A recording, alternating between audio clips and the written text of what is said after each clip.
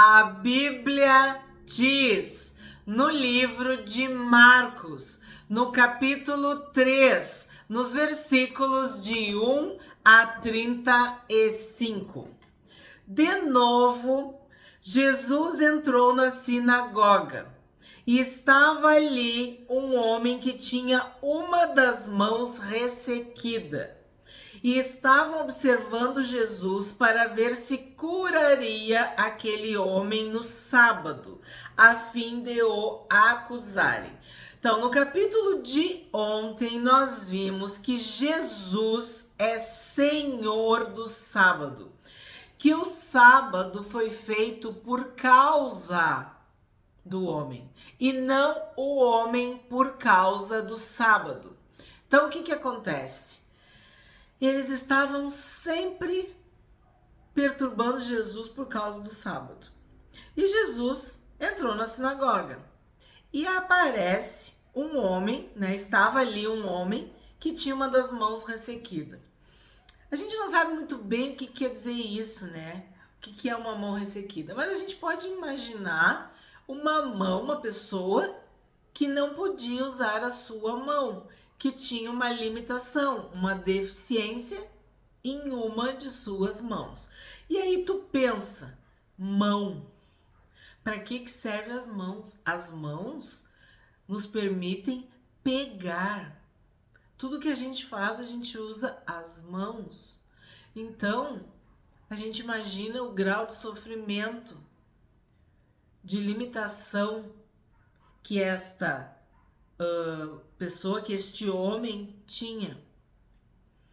E eles não tinham misericórdia do homem da mão ressequida. Eles estavam observando Jesus. Eles estavam querendo pegar Jesus em algo errado, em algo ilícito. O quê? Violar o sábado. Porque eles eram religiosos. E religiosos se preocupam com as regras, com os rituais e esquecem a justiça, a bondade, a misericórdia. Eles não estão querendo saber se tu tá com uma doença, se tu tá triste, se tu tá sofrendo, se tu tá com fome. Não, tu tem que guardar o sábado. Isso é importante. O importante é o comportamento. É uma ação externa. É a aparência. E Jesus, nós vimos, ele chamou esse povo todo de hipócritas, né?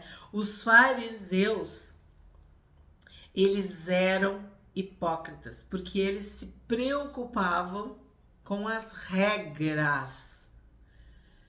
Eles queriam dominar, controlar, subjugar as pessoas através dessas regras. E o sábado era, vamos dizer assim, importantíssimo, porque estavam sempre cuidando da vida dos outros, julgando os outros, dizendo o que era lícito e o que não era lícito.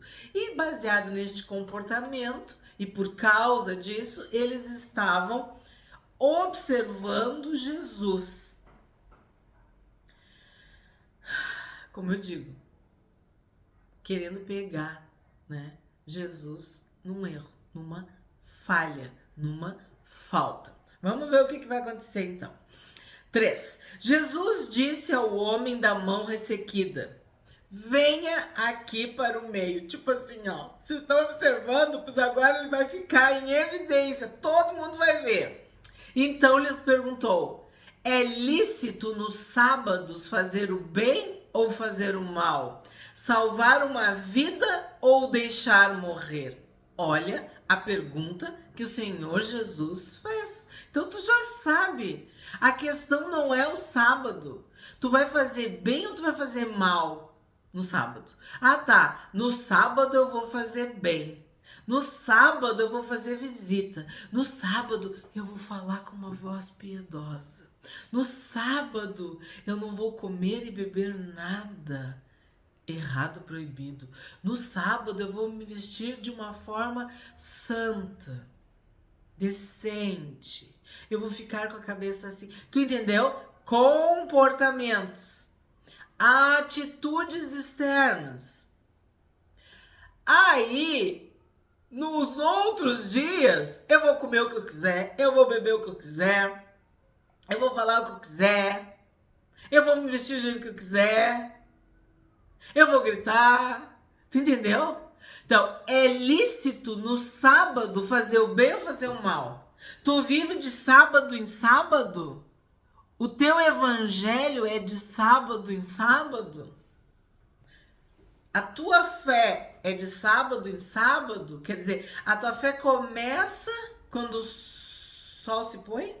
E a tua fé termina quando o sol se põe de novo, né? Porque o sábado começava na sexta-feira, no pôr do sol. E o sábado terminava no sábado, no pôr do sol. Então, o que acontece? Esse era o sábado para eles. E aí Jesus está perguntando, é lícito nos sábados tu fazer o bem ou tu fazer o mal? Salvar uma vida ou deixar morrer? Mas eles ficaram em silêncio. Eu tô perguntando, o que é o certo? O que é lícito? O que Deus queria quando instituiu o sábado?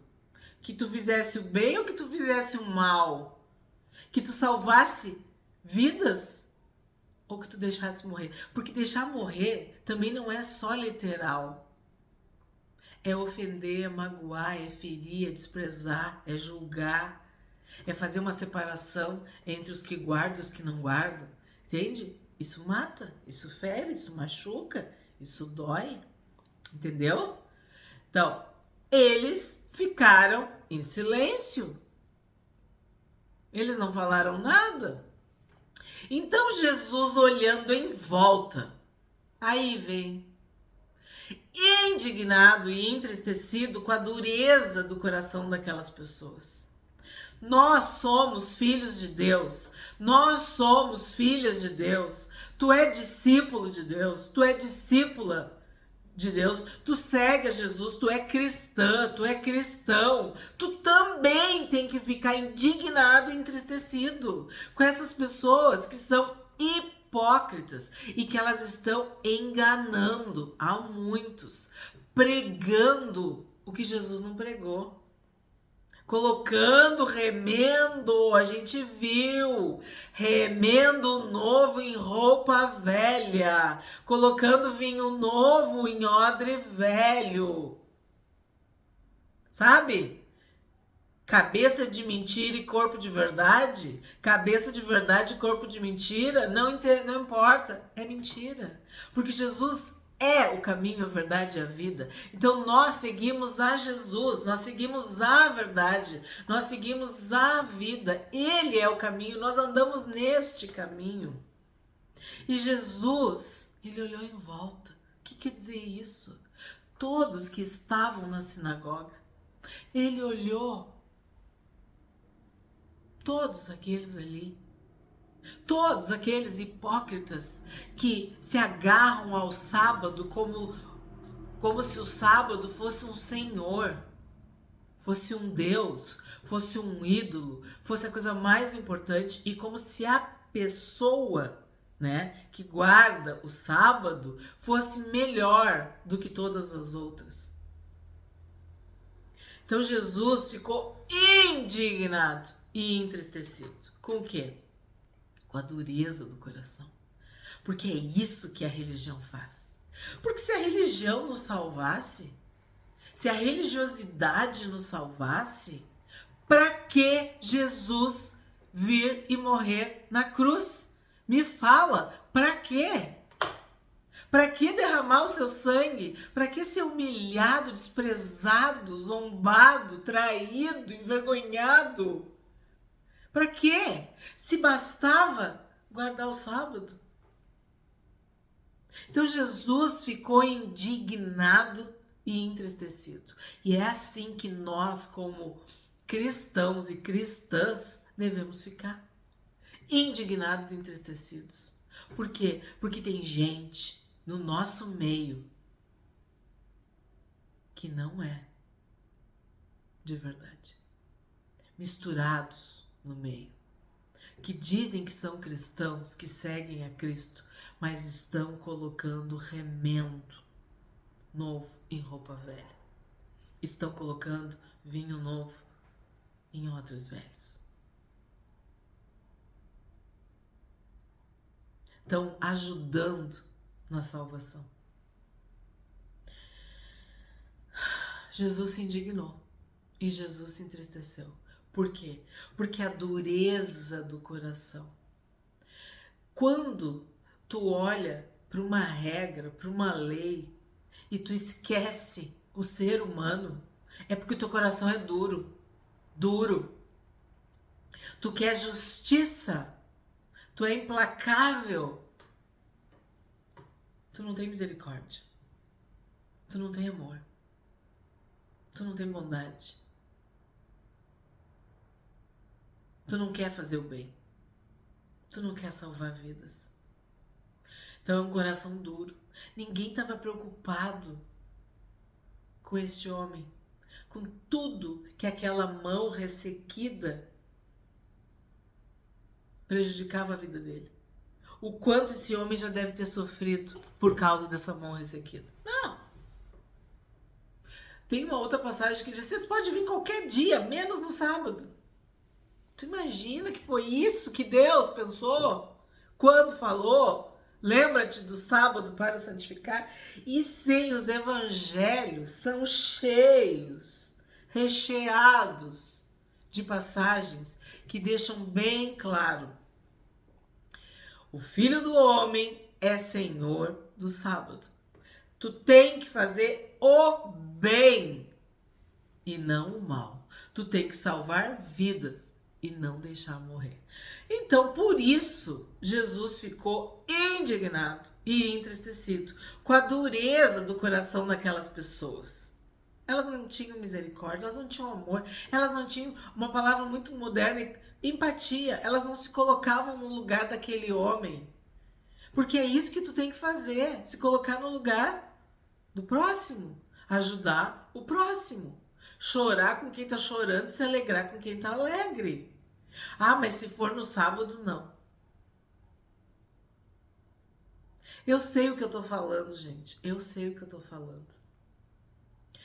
Pessoas que não vão numa festa de aniversário, não vão num casamento, não vão em nenhum lugar, não fazem isso, não comem aquilo, porque é sábado. Tô dando exemplos da vida cotidiana. Não, é sábado. As pessoas ficam em último lugar. E a lei, a regra, se torna o Deus. Se torna o ídolo, se torna o Senhor. E isso é um coração duro. Porque um coração que tem Jesus, que tem o Espírito Santo, ele se compadece. Ele olha a pessoa e vê que a pessoa é mais importante. Porque tu não pode desprezar aqueles e aquelas pelos quais o Senhor Jesus morreu. Jesus veio ao mundo, Jesus morreu para salvar as pessoas, para fazer o bem. Então, um coração duro não pensa, não vê, não sente a dor do próximo. Vou repetir. Então Jesus, olhando em volta, indignado e entristecido com a dureza de coração daquelas pessoas, disse ao homem: estenda a mão. O homem estendeu a mão e ela lhe foi restaurada. Os fariseus saíram dali e com os herodianos logo começaram a conspirar contra Jesus, procurando ver como o matariam. Então, eles não tiveram argumento, porque contra a verdade, contra a palavra de Deus, não há argumento. Mas os fariseus se uniram com os herodianos. Quer dizer, eles eram oponentes, mas para conspirar contra Jesus e matar Jesus, eles se uniram. O que eles queriam? Que aquele homem, né, o filho do homem, que estava falando aquela verdade para eles, fosse calado, fosse morto. 7. Jesus se retirou com os seus discípulos para o mar. Uma grande multidão o seguia. Eram pessoas que tinham vindo da Galiléia, da Judéia, de Jerusalém, da Idumeia, do outro lado do Jordão e dos arredores de Tiro e Sidom, porque ouviam falar das coisas que ele fazia. Então, uma grande multidão seguia Jesus. A fama de Jesus estava correndo o mundo da época, né? As cidades, as regiões. Então, recomendou aos seus discípulos que sempre lhe tivessem pronto um barquinho, por causa da multidão, a fim de não o apertarem. Olha que forte isso aqui. Jesus deu uma instrução específica para os seus discípulos. Jesus precisava de uma porta de saída. Jesus precisava de uma rota de fuga. Jesus precisava de um escape. Jesus precisava de um refúgio. Se o Senhor Jesus precisava, imagina nós. Olha o que ele está dizendo. A fim de não o apertarem. E nós já vimos que a multidão é diferente dos discípulos. A multidão é curiosa. Ela é descontrolada. Os discípulos seguem, servem, obedecem, amam, admiram, respeitam, estão próximos, estão juntos de Jesus. Mas a multidão suga, esgota, cansa, exaure. E aqui está bem claro, ó, apertam, machucam, né? A multidão, as multidões. Isso aqui é para a gente pensar, hein? E aí Jesus dá essa instrução. Sempre deixem pronto um barquinho, por causa da multidão. Aí eu vou te perguntar, tu tá deixando um barquinho? Tu tá sabendo que tu é um ser humano? Tu sabe que tu cansa? Tu sabe que muitos temores, muitas doenças, muitas perturbações, muitas loucuras, muitas coisas ruins, muitos tormentos vêm do cansaço? Vem dessa opressão de tu estar apertado, sufocado, oprimido, assim. Jesus se retirava, ficava sozinho, ia orar, subia ao monte. Isso é uma lição para nós. Ele ia para lá e para cá. Nós precisamos ter essa sabedoria, ter esse discernimento. E isso aqui passa também, né? Tu lê isso aqui, Não, isso é uma lição, isso é um exemplo. Nós precisamos. Vai pro teu quarto, vai caminhar, vai tomar um sol, fica num lugar quieto, larga este celular, respira fundo, eleva os teus olhos para os céus, né? Eleva os meus olhos para os montes. São tantas coisas que Jesus falou. Observar os pássaros, as flores. Ter um barquinho, ter uma rota de fuga, ter um escape, sabe aquela luzinha, saída? É isso que tu tem que ter. Todos nós precisamos ter. 10. Pois curava muitas pessoas, de modo que todos os que tinham alguma enfermidade se esforçavam para chegar perto, a fim de poderem tocar nele.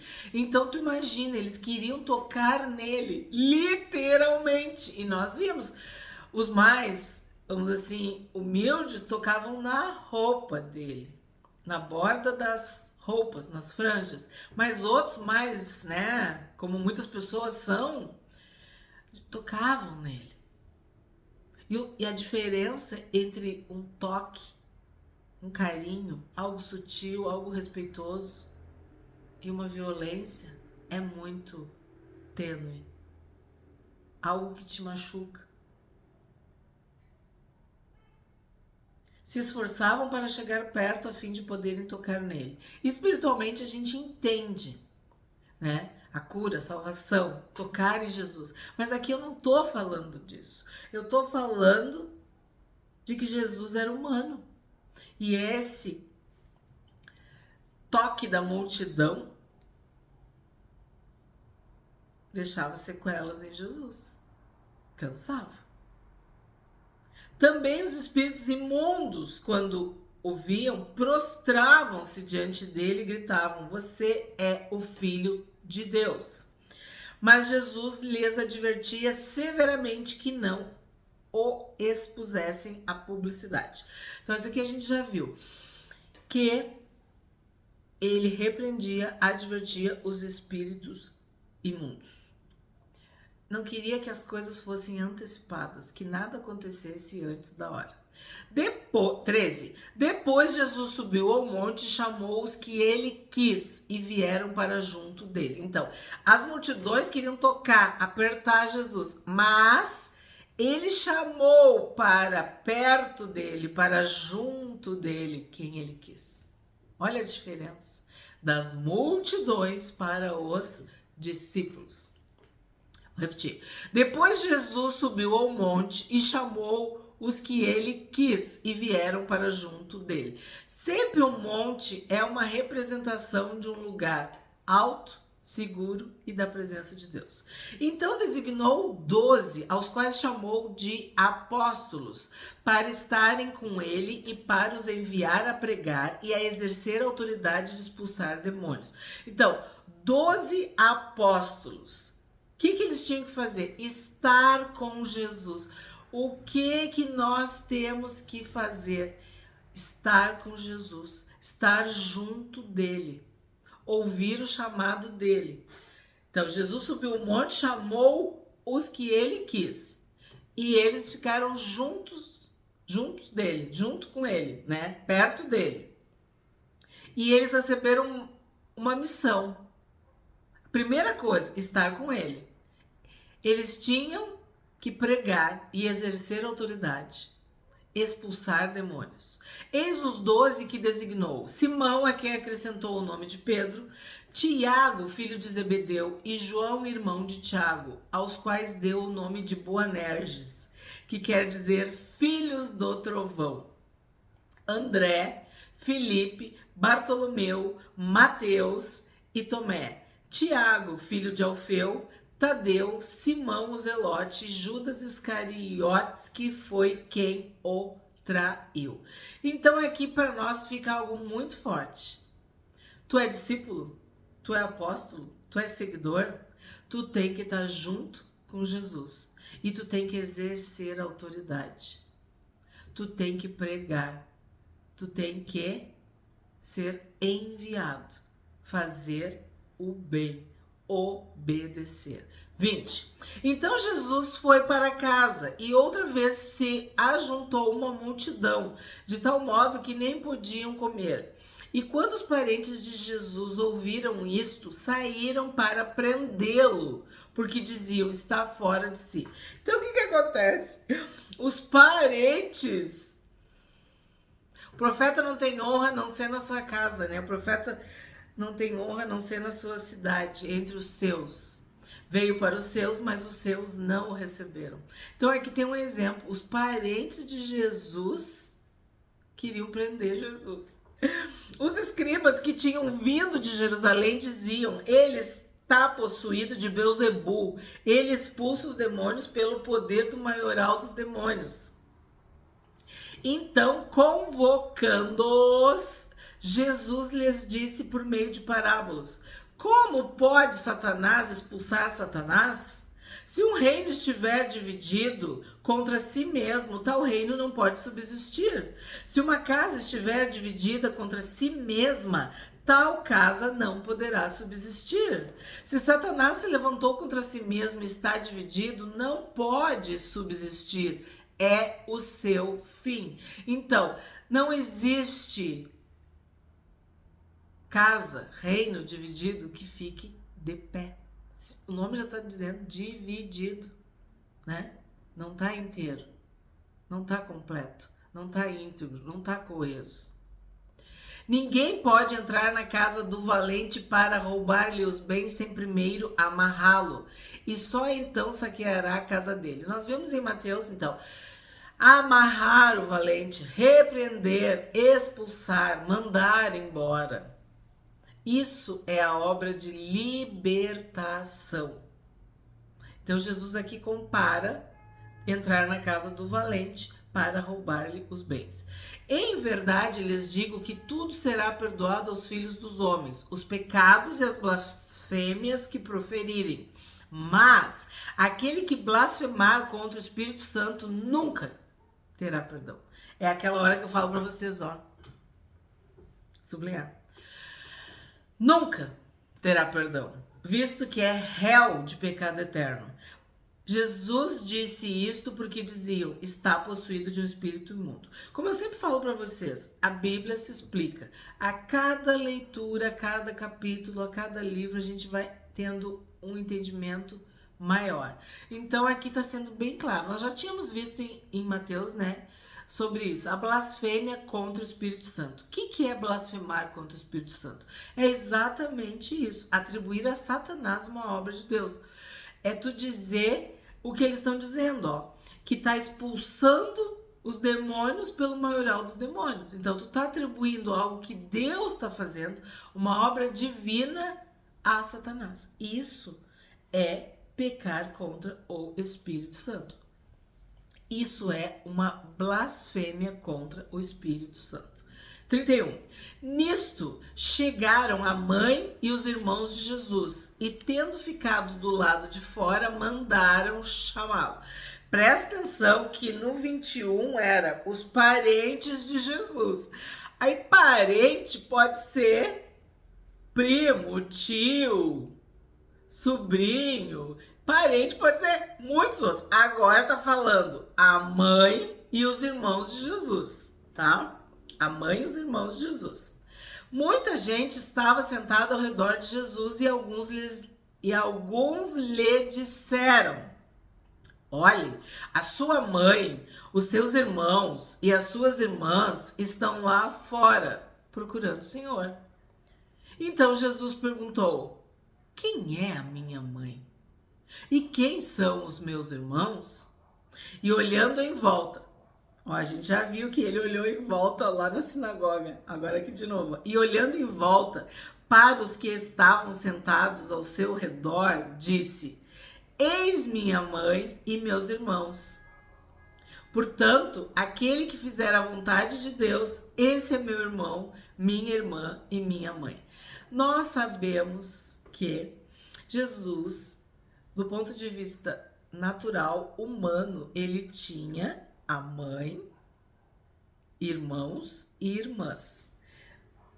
Maria e José tiveram filhos e filhas.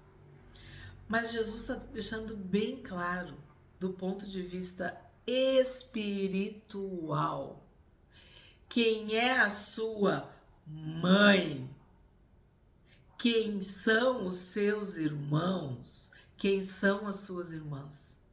Aquele que faz a vontade de Deus. Esse é meu irmão, esse é minha irmã e esse é minha mãe, né? Nós nos chamamos de irmãos porque nós somos espiritualmente filhos do mesmo Pai. A todos quanto o receberam, deu-lhes o poder de serem feitos filhos de Deus. Nós somos filhos de Deus. Nós somos filhas de Deus. Então, se eu sou filha de Deus, tu é filho de Deus, nós somos irmãos. Nós somos filhos do mesmo Pai. Nós temos uma família da fé, uma família espiritual. E aqui não tem nada de desprezo. O que ele está dizendo é que assim, ó, ele tinha que valorizar, que priorizar os seus irmãos, irmãs e mães espirituais, aqueles que estavam pela fé obedecendo, aqueles que pela fé estavam crendo, aqueles que estavam fazendo a vontade de Deus. Então, aquele que faz a vontade de Deus, ele é da família de Deus. Ele é filho de Deus, ele é filha de Deus. Então, ele é irmão do Senhor Jesus.